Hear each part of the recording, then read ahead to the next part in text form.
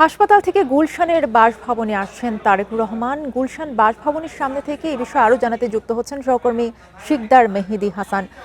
শিকদার মেহেদী, আমরা যেমনটি দেখেছি যে তারেক রহমানের গাড়ি বহর আসছে গুলশানের বাসভবনের দিকে এবং তারই যাতায়াতকে কেন্দ্র করে কিন্তু কয়েক স্তরের নিরাপত্তা নিশ্চিত করা হয়েছে।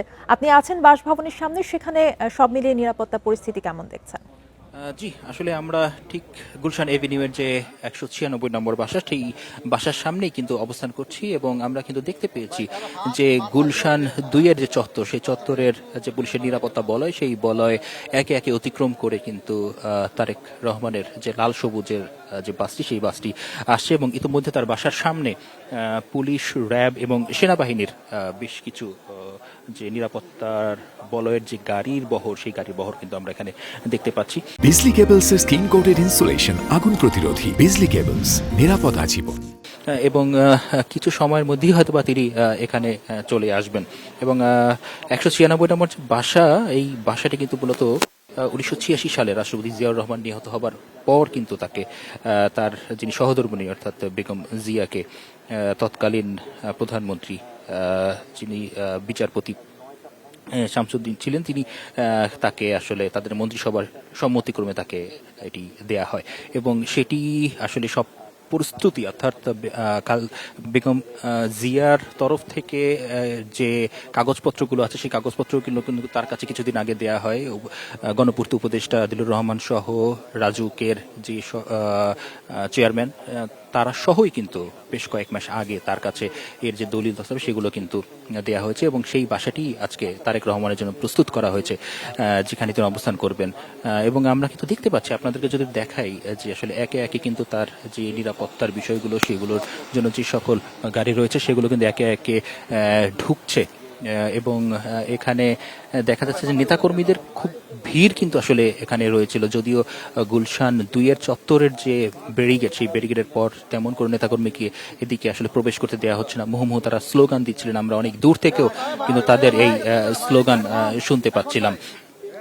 এবং তার যে বহরের গাড়ি, সেই গাড়িগুলো আসলে এখান থেকে কিন্তু প্রবেশ করছে। লাল সবুজের যে গাড়িটি, সেটি কিন্তু প্রবেশ করছে, আমরা আপনাদের দেখানোর চেষ্টা করছি। লাল সবুজের গাড়িটি প্রবেশ করছে, অর্থাৎ তারেক রহমান ইতিমধ্যেই কিন্তু এই গাড়িতে তার সপরিবারে কিন্তু এখানে এসছেন এবং 196 নম্বর যে বাসা, সেই বাসাতেই আসলে তিনি এখন ঠিক আমাদের সামনে যে দুটি প্রবেশ পথ রয়েছে, সেই প্রবেশ পথ দিয়ে এখান থেকে তিনি প্রবেশ করবেন এবং আমরা দেখাতে চাচ্ছি যে লাল সবুজের যে গাড়িটি, যেখানে লেখা আছে সবার আগে বাংলাদেশ, যে প্রত্যয় নিয়ে আসলে তিনি এসছেন এবং এভার কেয়ার হাসপাতাল থেকে সরাসরি কিন্তু তিনি এখানে চলে এসছেন এবং তার যে নিরাপত্তার জন্য যে সব থেকে এখানে নিয়োজিত সিএসএফ, সেই সিএসএফ এর সদস্য, পুলিশ বাহিনীর সদস্য এবং অন্যান্য সকল সদস্যদের কিন্তু আমরা এখানে দেখতে পাচ্ছি এবং আপনি দেখছেন যে এখানে তার আশাকে কিন্তু কেন্দ্র করে কিন্তু এখানে বেশ কিছু নেতাকর্মীরা আসলে এখানে আসার চেষ্টা করছেন, যদিও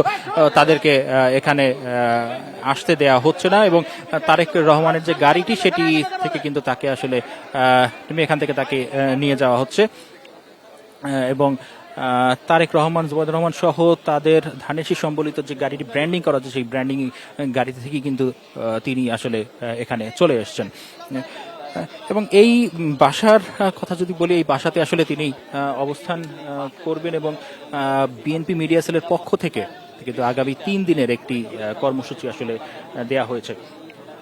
যে তিনি আজকে যেহেতু শাহজালাল আন্তর্জাতিক বিমানবন্দর থেকে তিনি গিয়েছিলেন 300 ফিটে তার সংবর্ধনা অনুষ্ঠানে, সেখানে তিনি সংবর্ধনা পাওয়ার পরে বেগম খালেদা জিয়ার স্বাস্থ্যের সর্বশেষ যে পরিস্থিতি নিয়ে তিনি তার খোঁজখবর নিয়েছেন এবং খোঁজখবর নেওয়ার পর কিন্তু তিনি আসলে এখানে এসেছেন এবং আগামীকালকে যেহেতু শুক্রবার দিন কিন্তু জুমার নামাজ শেষে তিনি রাষ্ট্রপতি জিয়াউর রহমানের যে কবর, সেই কবর জিয়ারত করতে যাবেন এবং সেখান থেকে জাতীয় স্মৃতিসৌধে তার যাওয়ার কথা এখন পর্যন্ত আমরা জানতে পেরেছি।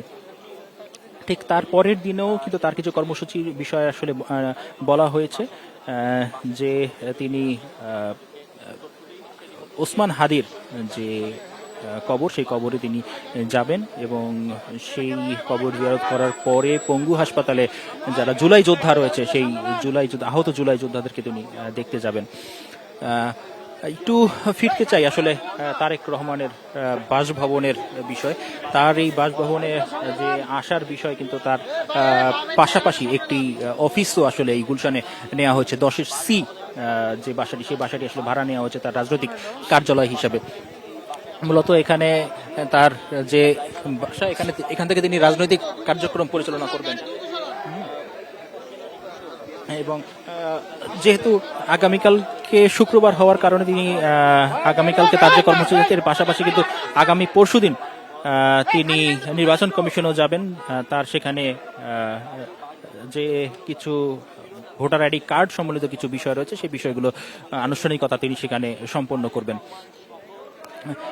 এবং তার যে আসলে আজকের এখানে যে নিরাপত্তার কথা যদি একটু বলি, যে এই বাসার 3 দিকে আসলে সড়ক রয়েছে, 3 দিকের সড়কই কিন্তু মূলত এখানে রাখা হয়েছে নিরাপত্তার। শিকদার মেহেদী হাসান জানাচ্ছিলেন গুলশানের বাসভবন থেকে।